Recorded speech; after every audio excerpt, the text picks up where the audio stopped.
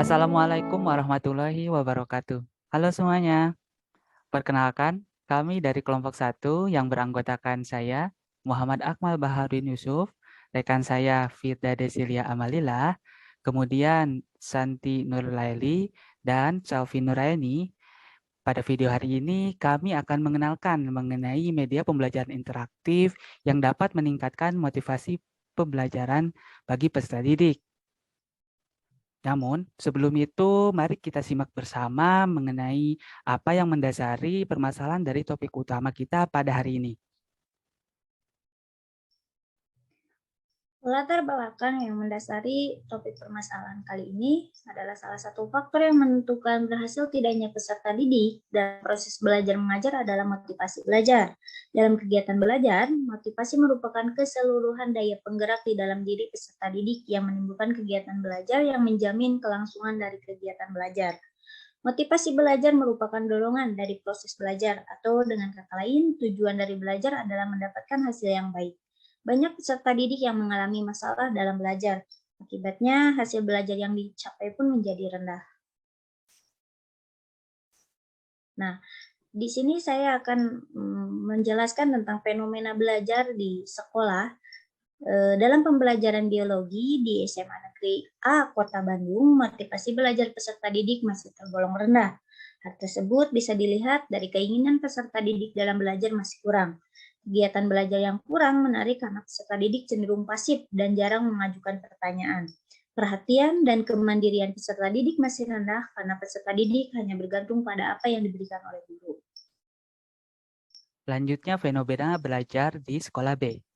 Pelaksanaan pembelajaran biologi di SMA Negeri B Kota Cimahi berlangsung selama 4 jam pelajaran terakhir pada hari tersebut. Kondisi peserta didik yang sudah lelah membuat mereka tidak terlalu memperhatikan dan pasif dalam berpartisipasi pada kegiatan pembelajaran yang sedang dilakukan. Belum lagi cara penyampaian yang dilakukan oleh guru selama proses pembelajaran, membuat motivasi peserta didik untuk belajar menjadi rendah. Selanjutnya, fenomena belajar di sekolah C. Proses pembelajaran IPA yang berlangsung di SMP C dapat dikatakan bahwa motivasi belajarnya masih rendah.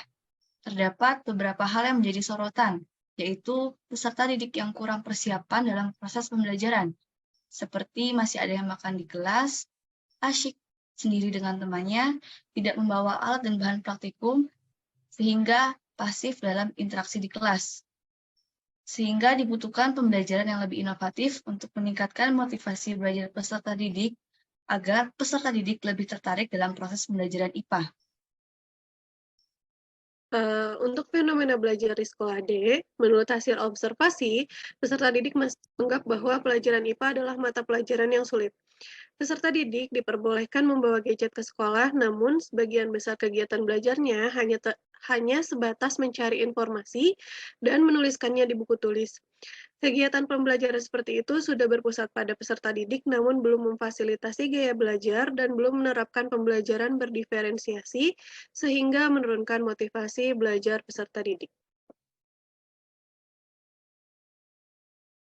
Untuk selanjutnya, tentang analisis permasalahan, ada teori perkembangan peserta didik. Yang pertama, menurut Piaget. Perkembangan kognitif, menurut Piaget, membagi perkembangan anak pada 4 tahap, yakni tahap sensorik motorik, tahap praoperasional, tahap operasional konkret, dan formal operasional. Yang kedua, ada teori perkembangan peserta didik menurut Bronfenbrenner.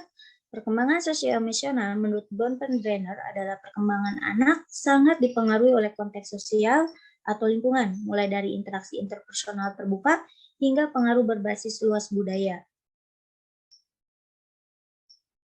Nah, yang ketiga ada menurut Erikson, di mana perkembangan sosio-emosional itu adalah perkembangan kehidupan anak dilalui dengan 8 tahap atau rentang hidup. Peserta didik SMP atau SMA sederajat, menurut teorinya Erikson, termasuk ke dalam tahap psikososial kelima, yaitu tahap identity role composition, sebuah tahap tentang pencarian jati diri.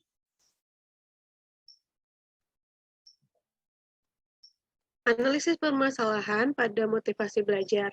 Dalam proses pembelajaran, motivasi merupakan sebuah awal pergerakan untuk peserta didik dalam belajar yang dapat digunakan untuk mencapai tujuan pembelajaran.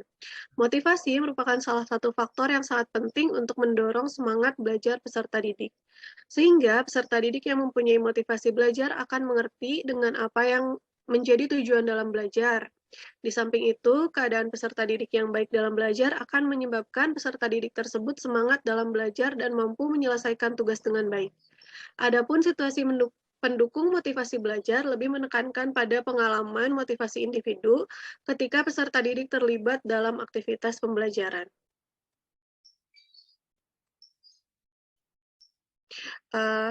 Salah satu solusi untuk meningkatkan motivasi belajar siswa, output yang kelompok kami dapatkan adalah yang pertama, media interaktif Tingling.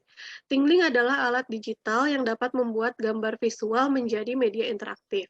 Peserta didik dapat memasukkan teks, audio, gambar, polling, ataupun tautan yang terhubung ke situs web manapun hanya dengan satu klik, dengan menautkannya pada hotspot yang bisa ditandai dengan angka-angka yang ada di poster.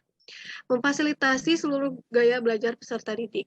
Tingling telah didukung penelitian-penelitian bahwa media tersebut dapat secara efektif meningkatkan pemahaman konsep, motivasi belajar, dan kreativitas peserta didik.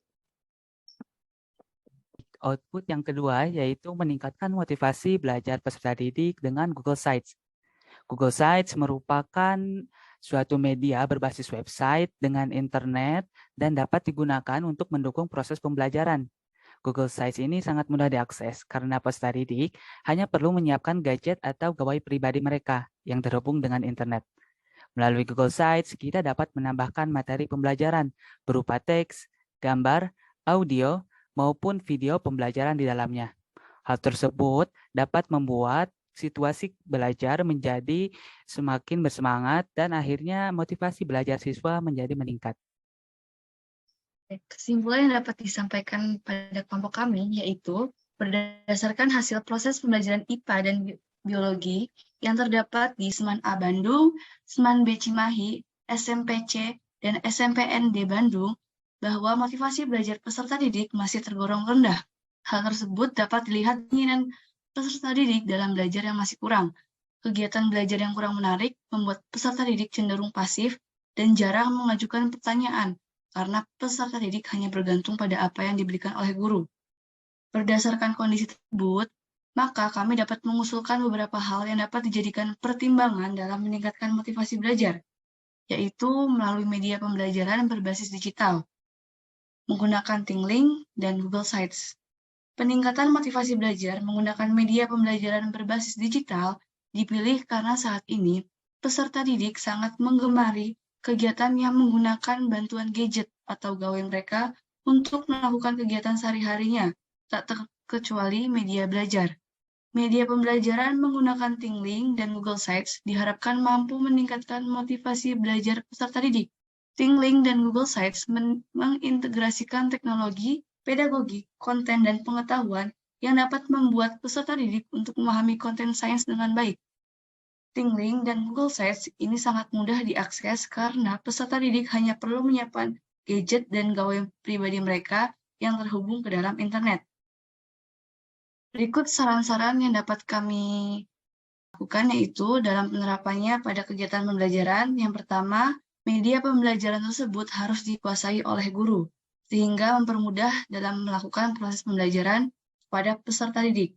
Yang kedua, media pembelajaran tersebut diharapkan dapat lebih meningkatkan motivasi belajar dengan suatu media digital interaktif yang baru bagi peserta didik.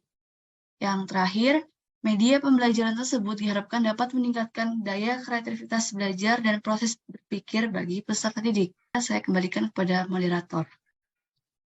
Baik, terima kasih. Sekian presentasi dan penjelasan dari kami. Dan sekian video penjelasan dari kami. Sampai jumpa.